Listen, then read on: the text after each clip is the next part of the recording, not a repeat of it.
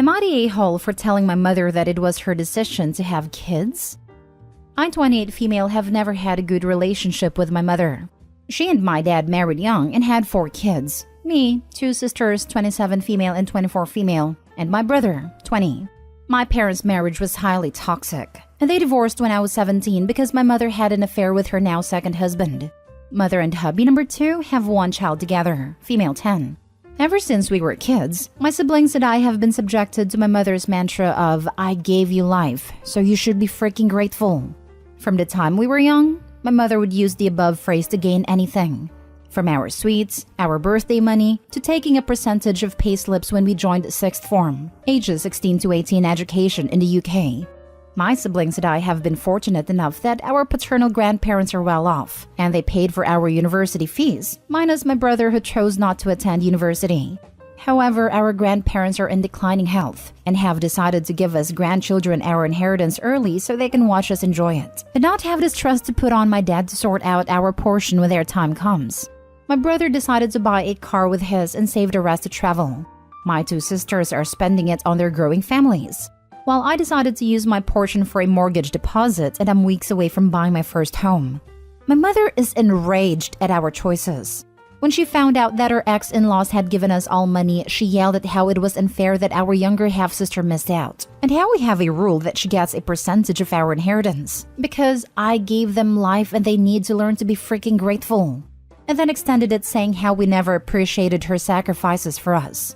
How we butchered her body, drained her mental state, and caused her divorce because our dad was too focused on us rather than paying attention to her, which caused her to cheat. I snapped at my mother and told her to shut the heck up. I told her that we didn't ask for her to bring us into this world because she chose to have kids. And if I had a chance to change who my biological mother was, I would, because she's always been a crappy one. Now she's telling the family that I don't appreciate her struggles with parenting, and I've upset her so badly that she's unable to focus on areas of her life that need her. For example, my half-sister, her job as a nurse, etc. My sibling sided with me, but our half-sister has sent me texts saying I need to say sorry for being mean. My stepdad, not a word I want to use, has called me an a-hole for speaking to my mother harshly. Am I the a-hole? Now for the top comments. Not the a-hole. Your mom is toxic, and she likely royally ruined her youngest daughter by making her believe she's a victim of your grandparents' generosity. Right? Your mom told your 10-year-old half-sister a skewed version of what happened and stirred up drama. Your mom may have even sent the text from your sister calling you mean. She is a monster, not an a-hole. I don't understand her mentality. You children must give me all your money because I choose to have you? And a bit about a half-sister makes even less sense. My daughter missed out on money from people she has no biological or familial relation with. Mom's a narcissist. Everything's always about her and only her. Normal person logic is just irrelevant here. Your mom's affair partner needs to sit down and shut up. Your half-sister is not related to your grandparents. She deserves nothing. Your mother is way off base here. Your mom cheated on their son. Your paternal grandparents are probably not her biggest fans. Your mom can go pound sand, not stay home. Opie's mom needs to keep both her mouth and legs shut. She decided to give birth. She decided to cheat. Nobody owes their parents for giving them life. We are usually grateful for what they do for us during our lives, and she obviously has not done much. You owe her nothing, Opie. Not the a-hole. Not the a-hole. You're absolutely correct. She gave life to you. That's correct. But that doesn't mean you are her slaves. She failed you as a parent, didn't provide for you, didn't show you any love or support. She's a vampire. Get some garlic and keep her away from your life. Next story. Am I the a-hole for telling my parents why I hate my name? Okay, so basically I, female 16, have 3 older siblings. John, Julia, and Jess. John and Julia are twins and Jess was about 3 years younger than them.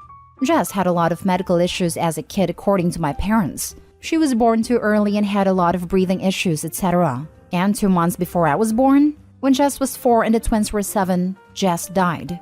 I was never told exactly how, but I knew it had something to do with her medical issues. My parents were distraught and when I was born I was named Jess, after my older deceased sister. See, the issue was that being directly named after the dead daughter starts up problems. My older siblings refuse to call me by my name. They call me by my middle name or just don't refer to me at all. And as a kid, I always wanted to be friends with them. But they're a good 7 years older and have apparently already bonded enough with the original Jess that they don't really want to interact with me. My parents are even weirder. They put photos of original Jess on my birthday and look like they're about to cry whenever they say my name. They constantly bring up Jess. If I get a bad grade, they'll go on about how Jess would have done so much better. Or if I said I was feeling sick, they told me that I couldn't be as sick as Jess was and to stop faking it for attention. Don't even get me started on my parents' friends because they just keep giving me weird looks. I can't live out the shadow of original Jess, which sounds horrible but honestly it's true. A few days ago, my mom got a letter from my old school where they used the nickname Anna, my middle name, and my mother blew up on me. She called me ungrateful and said I was ruining my sister's image and good name and destroying her soul or something. And I blew up on her too, explaining why I hated using the name Jess and how it was stupid naming me that, and how I can't keep living in the shadow of a kid who died nearly 17 years ago. Harsh, I know, but I was so angry. My mom, dad, family, friends, and even my own friends are telling me that I'm the a-hole here, that I shouldn't have gone off on her, but my siblings are saying that I said what needed to be said. And to be honest, I like having their approval. So am I the a-hole for telling my mom why I hate my name? Edit. Reading the comments, I do have to note that I love my parents. They've been great parents except for the name thing. I don't really want to go no contact because they really are great parents. Like them moving across the country for me because I found a performing arts school. But honestly, I understand my siblings as kids not wanting anything to do with me. If I was in their position, I wouldn't want to either. And also, all the names are fake. My name isn't actually Jess, but I do appreciate all the J-name jokes. Not the a-hole. Not even a little bit. Honestly, I think it's super twisted that they named you after her. They robbed you of your own identity because they hadn't processed their grief. My thoughts exactly. The parents are awful for doing that. Right. Opie's definitely not the a-hole. In fact, this whole story reads like the beginning of good creepypasta or no sleep. I hope that they can find some peace and that Opie continues to use her own unique middle name. Also, good on her siblings for standing behind her on this issue. Not the a-hole. Why would anyone name their youngest kid after older late sibling? And what image does your late sister have? She died at 4. Your parents are projecting unhealthily and robbing you of your own identity. As a mother who has lost a child, I can understand using the child's name as a middle name for a new baby, the way we honor other relatives, including those who have died. A first name? No one should have expected Opie to go by that name. Next story. Am I the a-hole for cutting off support to my daughter? I, 52 male, have 3 children with my ex Tracy, 50 female, Michael, 28 male, Linda, 25 female, and Victoria, 23 female. We split because Tracy had an affair with Stan, 55 male, to whom she is now married. We never shared with the kids the reason for the divorce as I didn't want them to blame either of us. This backfired, as the kids saw their mom move out of the house into a small apartment and me keep living in the house and remarried 2 years after the divorce. So they saw me as the bad guy. Stan and Tracy let them pretty much do whatever they wanted. And I had to be the disciplinarian who made sure homework was done, appointments were made, and deadlines were met.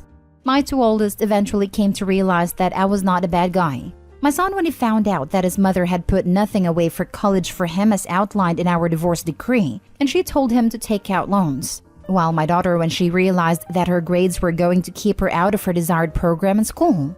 My youngest never came around though, so it was a surprise when her boyfriend asked for my blessing to ask for her hand.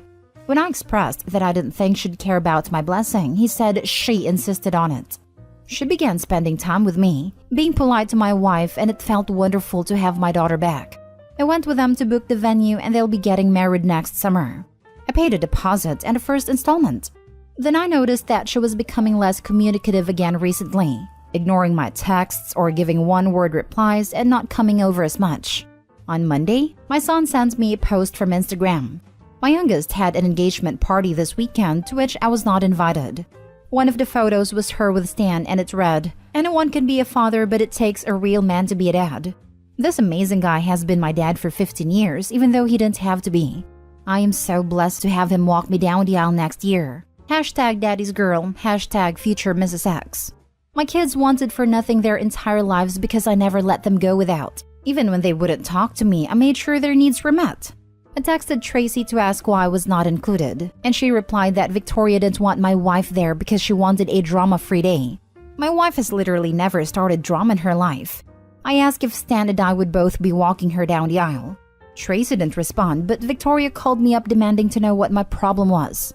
I repeated my question, and she replied that no, Stan, her dad, would be walking her down the aisle. I told her that if that's what she wanted, I would be fine with it. I told her to let Stan know the next payment for the wedding is due in November. Stan and Tracy do not have the money for this wedding, and I think I'm being an a-hole. Linda says if I do this, Victoria will never speak to me again. Michael is on my side. Now for the top comments. Not the a-hole. If you aren't her dad in her eyes, then why would you pay for the wedding? And here is a novel idea. The bride and groom can pay for the wedding instead of the parents. I'm recently engaged and wouldn't dream of asking my parents for help paying for the wedding. Yeah, I was married last year and we had a wedding we could afford.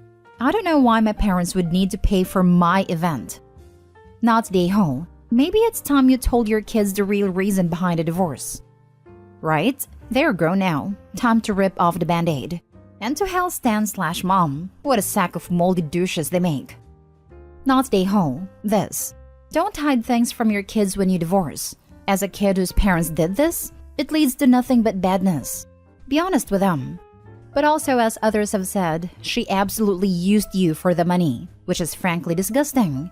Get your deposit money back and let them pay for it themselves. I don't understand why it seems so many parents don't tell their children the reasons why. I left my ex when my daughter was 3. He's an alcoholic. It was very easy to say, Daddy is sick and was not nice to Mommy, but we still love you very much. She still knows the reason. She still loves both of us. You don't have to alienate a parent to be honest with your children.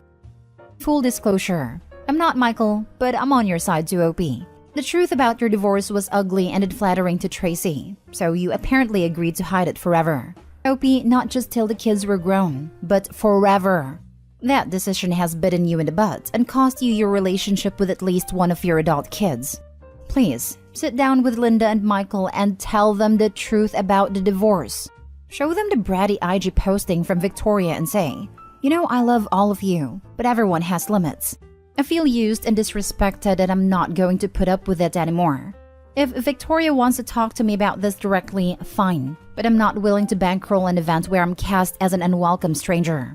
Not the a-hole for keeping your money in your wallet and finding something else to do on the wedding day. Now for the last story. Am I the a-hole for asking my parents why my wedding gift was significantly smaller than my sister's? My husband and I, 28 male, 28 female, got married recently and my sister, 31 female, and I were discussing the wedding after returning from the honeymoon. We are very fortunate to have grown up in a household where my parents made very good money. They were generous with us, but raised my sister and I to be hardworking and not dependent on them as adults. My sister and I both do well financially, as does her husband, 36 male. My husband loves his job, but it is not one that has a ton of earning potential. He and I met in college, so I've always known this was his plan, and we are very happy with our setup. During my discussion with my sister, she asked me if my husband and I were planning to use the wedding gift money from my parents to do a particular renovation for which we've been saving, but I was very confused, because the gift, while extremely generous and appreciated, wasn't nearly enough to cover that. She told me how much she had been gifted, and it was more than twice what we had been given. After that, I couldn't stop thinking about why I had gotten less, so my sister encouraged me to ask, and during a call with my mom, I couldn't stop myself from asking. Her response was that it wasn't my business, but since I did ask, my sister has chosen a partner that can accommodate the lifestyle she's used to, so they've gifted her accordingly. They also gifted me accordingly to the lifestyle I've chosen. We are not entitled to gifts of any size in life, but I still can't help feeling hurt that my parents feel that my husband and I are less deserving than my sister and her husband based on income. Meanwhile, my parents are angry at both my sister and me for having this discussion and bringing it to them. Not the a-hole. There's a lot of reasons that would have made sense and been okay, including a simple, we're not in the same financial situation we were in when we gave your sister her wedding gift. But to make it about how much you guys make is basically a passive-aggressive way of saying, you got less because you picked a partner we feel is beneath you. Amen. Wait for the shocked Pikachu face when OP goes no contact and then have kids. It will be cruel to not let Grammy and Grampy see their cheer-ups. Not the a-hole, and I don't understand your parents' reasoning. Seems like they just want to punish you for choosing a spouse that makes less money than they would have preferred. Honestly, if your sister's husband is so well off, why would you need additional money as a gift? That was my first thought and response. I've seen this firsthand in my extended family. Some members are very well off, and for some reason, money attracts money. If you are rich, people seem to give money to you since you are seen as good with money and more deserving. And those that don't do as well seem to be given far less. It's bizarre, but in some ways it makes sense, since those who are good with money will likely grow it, and those who aren't are more likely to blow through it more quickly. That said, it should be considered those who have plenty of money don't need more gifted to them, and those who are struggling should be given a little help from time to time, unless they are wasting it on drugs or gambling, etc. What's weird logic? Your brother-in-law makes more so we gift them more? Your husband makes less so we gift you less? Sounds backwards. Also sounds like they're punishing you for choosing who you married. That was my thought. My family makes less money than my sisters. My parents are always giving me things they aren't giving her. We also have kids and they don't. But my sister nor her husband couldn't care less who gets what.